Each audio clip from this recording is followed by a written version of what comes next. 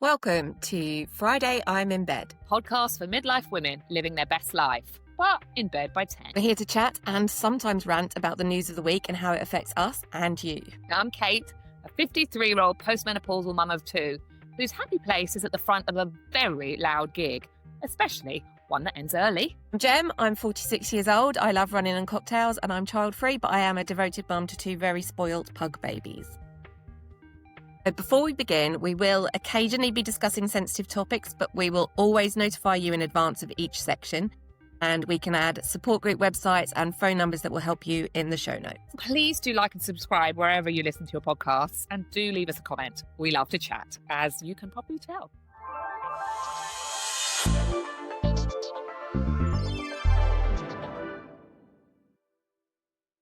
Hi, Kate. Hi. How are you? Hey, I'm good, thank you. Getting ready for Christmas, although this podcast episode is going to be going out after Christmas. Boxing Day, is it, I believe? Boxing Day is Friday, yes. The Boxing Day that no one knows is why it's called Boxing Day. I don't think Why I've do ever you thought think about it. Have you ever heard any of the theories as to why it's called Boxing Day? There was I think one of the theories is that the Queen used to give out Christmas boxes, so that's why it was Boxing Day. So there's all and the church as well apparently used to give out boxes, so that's why it's called, like, Christmas boxes, with money to the poor people of the parish after Christmas. So that's one of the theories about why it's called Boxing Day. But also, as far as I can tell, there's no actual evidence for that, and no one seems to know why it's called Boxing Day. When I was a kid, I for some reason always thought it was like punchy boxing, Wow. There is football on Boxing Day, and there is horse racing, because we used to go to the horse races. I used to live in southwest London near Twickenham, but there was I can't even remember the names, Kempton Park, and there was lots of different race courses, and we used to go to the races on Boxing Day. So maybe there was once boxing too. Who knows? Boxing. Say boxing without doing the little punchy hands. Yeah. So, as I said, this is going out after Christmas. So my question to you before we get into today's podcast is, how festive are you feeling, and how much more have you got to do before the big day? I don't know if I want to talk about this because it's very soon. It's very soon and I'm finding it quite traumatic. I'm very disorganized this year, what with moving into the new office and stuff like that. I am very, very, very disorganized, but it's okay because Christmas is going to be chill. We're actually stealing your idea this year. We're going to have a lovely dinner on Christmas Eve. And then on Christmas Day, we're going to do picky bits. Gotta love some picky bits, right? And then we normally go to the pub at lunchtime because the pubs are open for a couple of hours. So there's a nice pub around the corner for us. We go around there, have a mulled wine, and then we'll come home and fall asleep in front of the TV, basically. We have a fire because we've got an open fireplace in our house. So, be lovely and super cozy. How about you? How do you normally spend Christmas? Well, as I said, we celebrate on Christmas Eve. We have our dinner on Christmas Eve so that the stress of cooking is removed, and particularly with kids, it just becomes more chilled. So we have Christmas Eve dinner, and it's really sweet. So when my kids were little, my mum read "'Twas the Night Before Christmas" to them, and off they toddled to bed and obviously put their stockings out, all that cute stuff when they're little. And my children are almost 18 and 15, and they will still insist that grandma reads the story. I mean, my son might have a pint in his hand, since he is nearly 18. It's different, but it's really cute because actually we've talked a lot over the last couple of weeks about tradition and about how quite often to us it's embroiled with kind of 1950s slightly sexist thing or old-fashioned or something. Yeah. But what's really nice is making your own traditions, and that's kind of one of ours, and I think it's really cute that my kids still do that.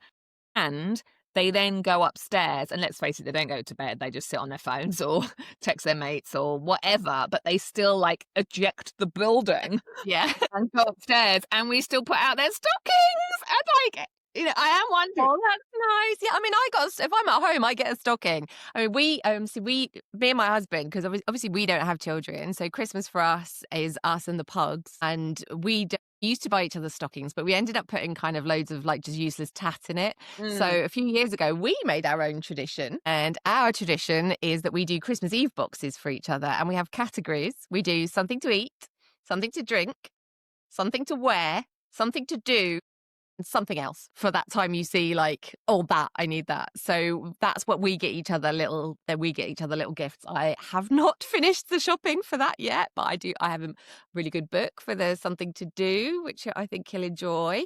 So which is fine because he's not in here now and this won't be going out till after Boxing Day, so he won't know. I wrote a thread last year about aimed at, parents of boys, teenage boys, and what do you put in a stocking? Because the girls are so easy, and any parent of teens will actually get this. But I got literally annihilated online for being a bad parent or for being sexist.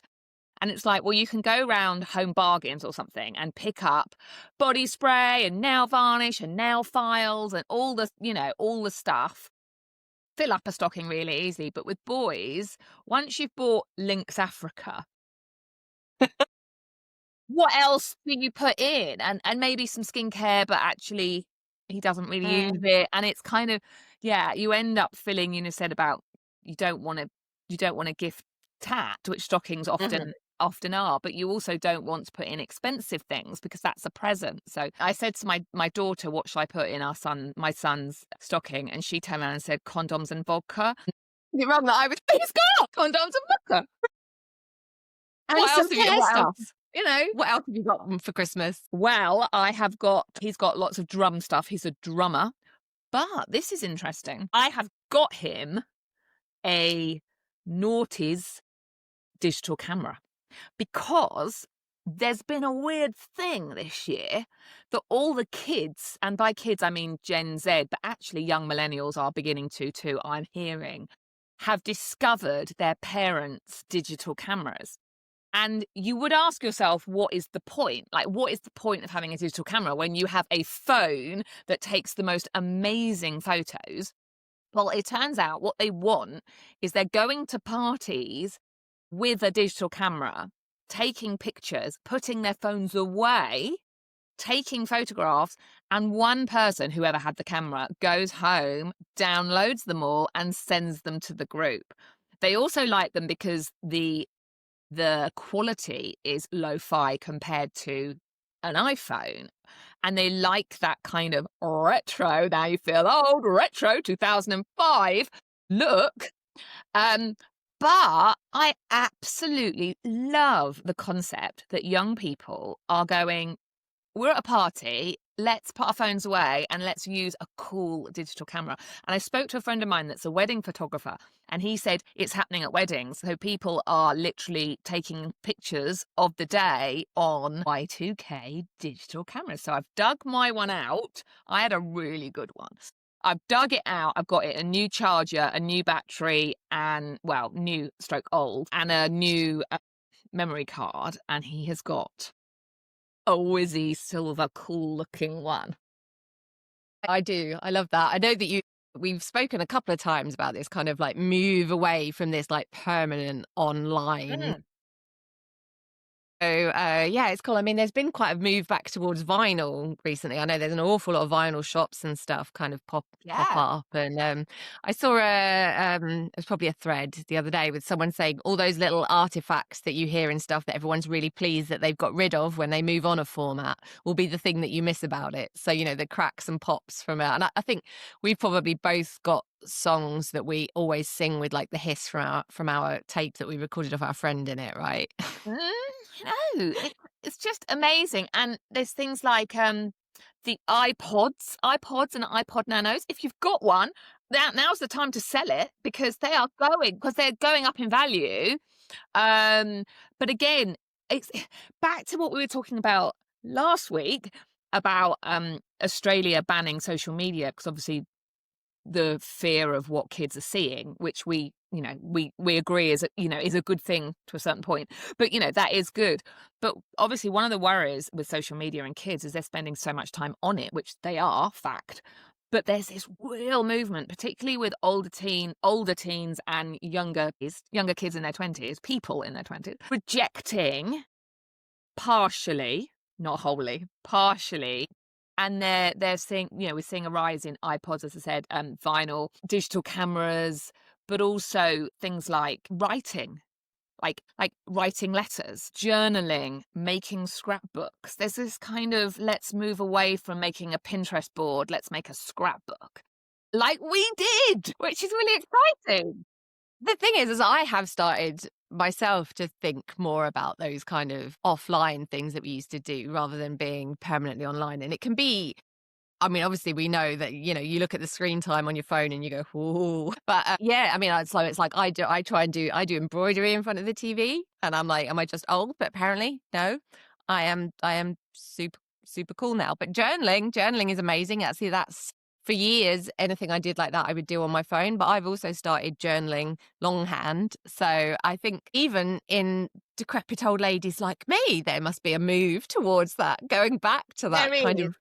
But I think there's a feeling of we expect us to, because as we get older, this is an expectation. This is not my view. We might get into sewing or knitting or whatever, and which is such a stereotype. But also we have a hankering towards our past. We do get more nostalgic as we get older.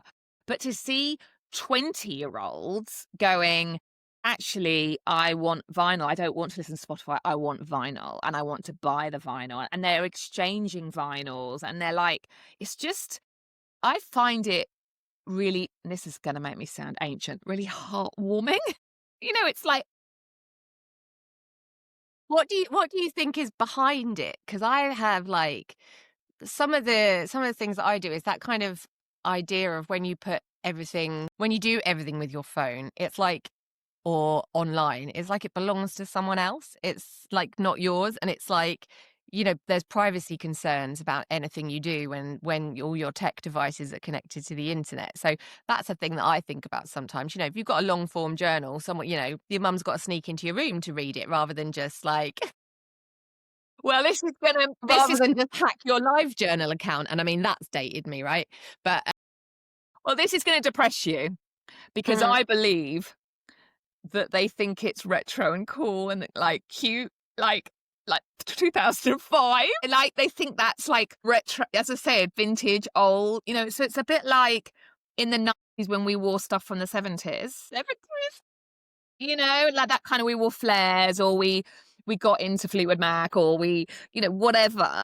I think it's like 2005 is seen as kind of retro and old fashioned and cool. I thought I was so cool listening to the Sex Pistols when I was like 14 in the kind of, early mid 90s. Yeah, I thought I was so cool. I know. So basically don't sell or don't like throw out your tech. And I read something on, I think it was The Sun, around noughties tech or noughties stuff that's worth something. And I can't remember the figure, but it was hundreds of pounds. People were outbidding each other for the Generation 1 iPhone, which of course you'd have just recycled or binned or something years ago. Yeah, if you found it, like, yeah. But I don't feel know. like if you hang on to your stuff, this is cheap Christmas shopping if you've got teenagers as well, right? Yeah, well, with the I'm not suggesting that your gift is cheap. That was not the intent of that. Well, no, because I did notice at festivals in the summer people using them, and I was like, I think we've got 3 or 4 in the cupboard, and we went through them, and then I looked them up on eBay, and I could get like £90 to £100 each. So I was going to sell them all, and then Herbie was like, I really want one of these, and I was a bit like, you can have the rubbish one. Is what I was thinking. And then I was like, oh, do you know what? I'm going to save the really good one and I'll sell the rest, because then he's got a really cool one. And he'll like that. So yeah, it's a bit scary though that these youngsters think 2005 is like old and cool. Yesterday, right? I mean, the 1990s was only like 15 years ago. I know. And I have read trend reports from like Pinterest and stuff, and they're all saying, analog is back. But I also read 2010s are coming back from a fashion perspective, and it's like that literally was yesterday. As in 5 years ago it was, or 6 years ago it was 2019 in the 2010s. But apparently any fashion, so we're going to have to think about that as well. I remember I did a I'm talk. still wearing all my clothes from then. Well, I did a talk at a vintage, where was it? I can't remember. I did this talk in London, about like what's next for vintage. And it was, everybody there was wearing like 50s, 60s, 70s, all reproduction. And I sat and said, Y2K, the year 2000 is going to be next because young people have been wearing 90s for a good 5 years, even more. Y2K, and the whole room laughed at me, but not in a no way can it was like, don't be ridiculous, Kate, like literally nothing. It was like that, don't be. And then that night I went home and on the train I opened Grazia and it said Juicy Couture Velour joggers were back in and I was like I think about that. But Y2K was 25 years ago. Yeah. Yes. I think trend cycles get a lot quicker, like with the kind of, what's the word? I want to say instant, instate. No, instantness. What's the word? Instantaneity. I don't know that word. Something that means like how quickly we see stuff on the internet. I think that means that trend cycles kind of speed themselves up. It's by time whereas it used to be so catwalk led, and so things only changed like every That's kind of true. 6 months to a year kind of thing. People would wait for that post Fashion Week edition of Exactly. Vogue. We're now in the digital age. We're now getting into faster trend cycles because it's out and it's now and it's, every month you're seeing someone else going, oh, I'm so bored of that. Now I'm going to wear something you're else. right. So I mean, like 10 years ago feels like a lifetime. It does, particularly with how the last 10 years has been. The good news for someone like me is I'm a hoarder. I'm an absolute hoarder. So I have all my clothes from the 90s, not all my clothes, a lot of clothes from the 90s and noughties that I am wearing or the kids are wearing now or whatever, as is my husband. So both kids are more than happy in their little Y2K tops or their cool like 90s shirts. But I also have the best stuff from the 2010s under the bed. So I'm wondering, like, what is that? And I think it's all like, I think there was a bit of a wide skirts, like, loose skirt, like a circle skirt, but they were above the knees, like, because we've been midi for quite a while or maxi, haven't Yeah. we? And we all used to wear things like above the knee or skater length. And I'm like, oh, is that really going to cut back? But the charity shops are full of it. So maybe if you get you get Seem to into remember it, you'll little find it. cardigans. Seem to remember little cardigans. But you and I, this is probably when we first kind of knew of each other and met and stuff. We were very in the vintage scene in Yeah. 2010, 2015. But I know if I was wearing modern clothes, it would be like a 50s style skirt, although it would be shorter because Yeah, so there was a particular phase I remember in the early 10s where it was quite easy to get vintage style stuff yes, in the high street stores, and that was really blouses good. and There were a lot of those like strapless big skirt 50s dresses kind of exactly. look and novelty prints and things like that. So yeah, I've probably still got a lot. I got rid of a lot of stuff when I was diagnosed with cancer, when I got sick, and when I gained a load of weight on steroids and had a bit of a hissy fit and got rid of like, loads of stuff from my wardrobe. And to be fair, I should have known this stuff was coming back when I started getting rid of like stiletto calf length boots with pointy toes. When I was like, well, I'm never wearing them again, am I? I should have known at that point that it was definitely coming back. I know. And I think, but even the Y2K stuff, and I can say this because this is going out on Boxing Day. My daughter has got low-rise Miss 60 jeans for her Christmas present and the shortest micro mini skirt you've ever seen in your freaking life.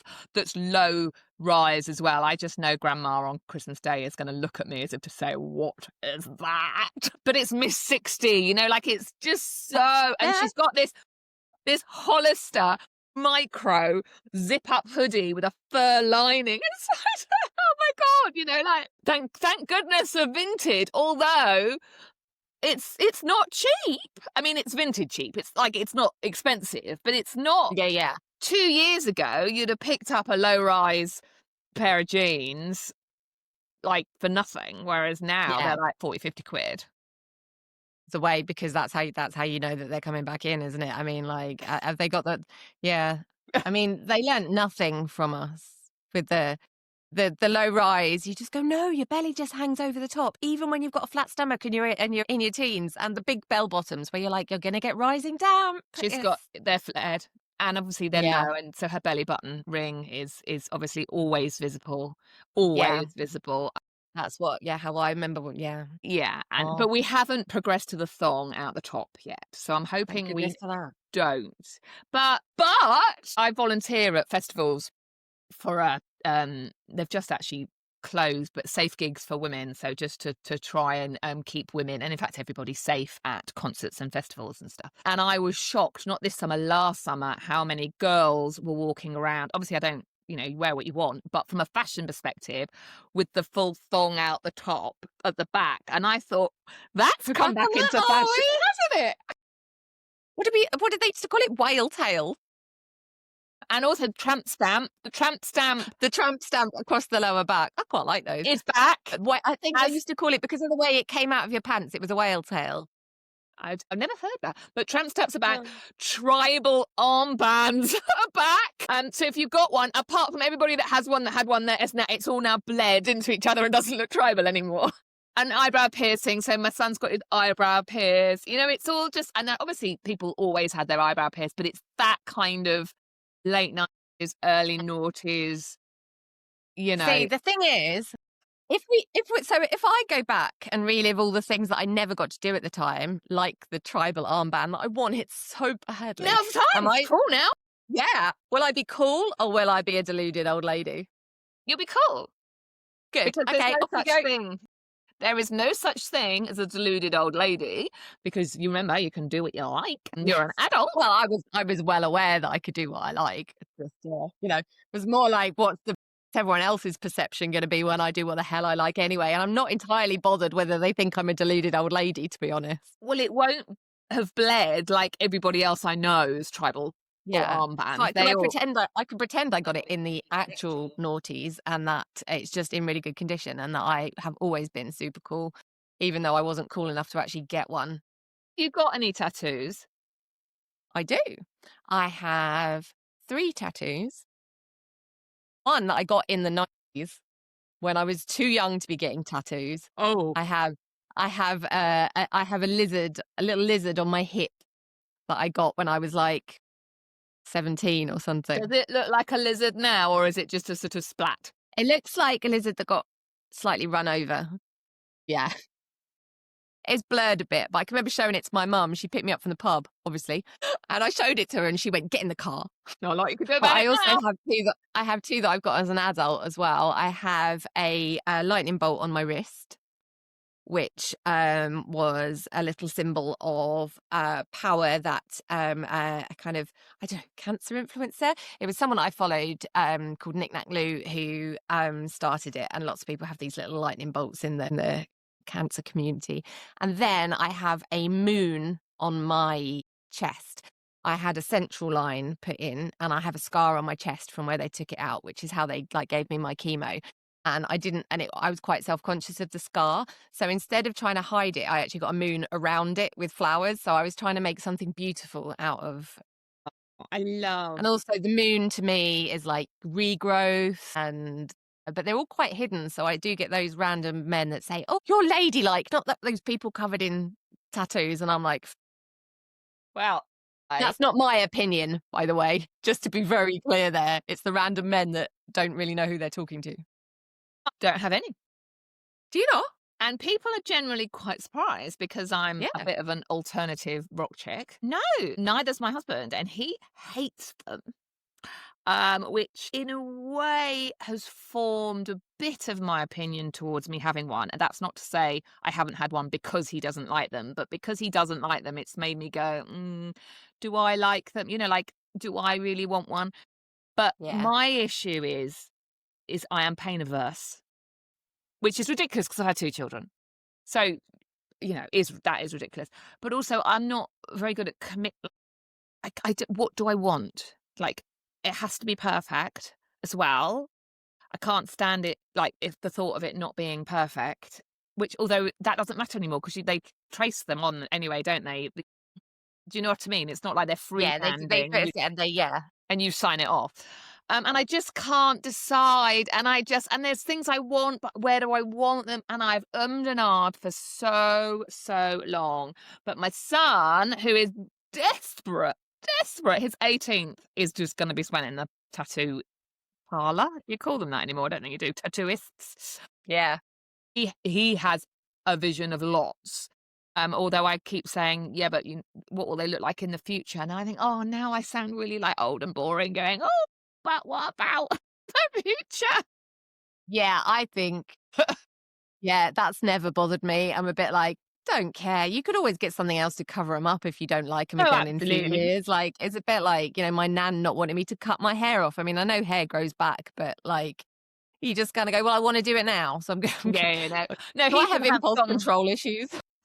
He's going to have song lyrics written on his chest, I believe. But I thought I made a bit of a joke. I don't know if it was a joke. Maybe it was a wish, like a wish. I said that we would have a tattoo together, him and I, because we sort of wanted the same thing and we could go together. He seems to have really held me to this flippant comment I made once at a gig. So watch this space. He's 18 in March. I might be getting my first tattoo. I think that's lovely. Oh, right. Makes note about March podcast. Yeah, end of March.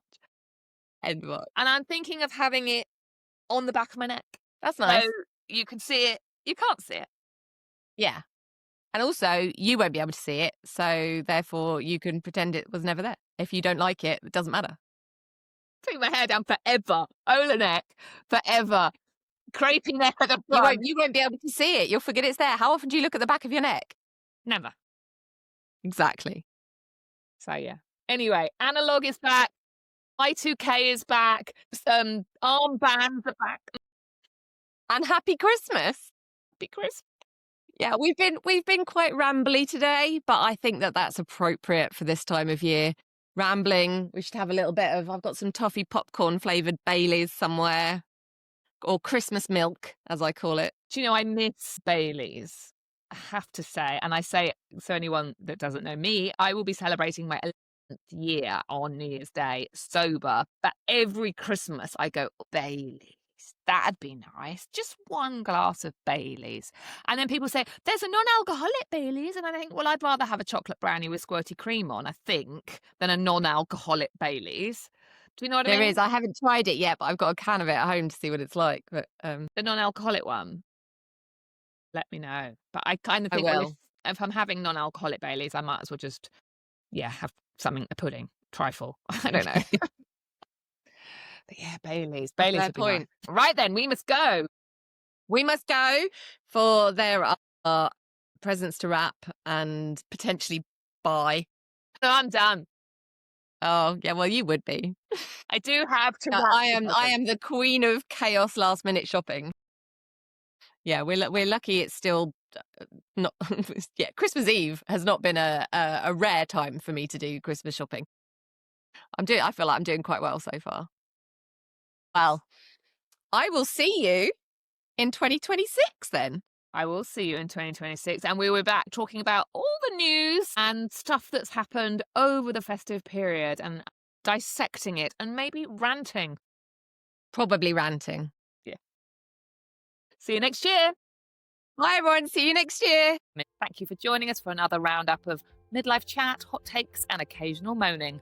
Well, quite a bit of moaning. Make sure you hit subscribe so your podcast app gently nudges you every Friday, because honestly, who remembers anything without a reminder these days? And also, we like people liking us because we're very needy. And if you fancy being extra lovely, leave us a rating or a review. It helps more brilliant women like you find us. Have a great weekend, everyone, and make sure you find time for yourself. You deserve it.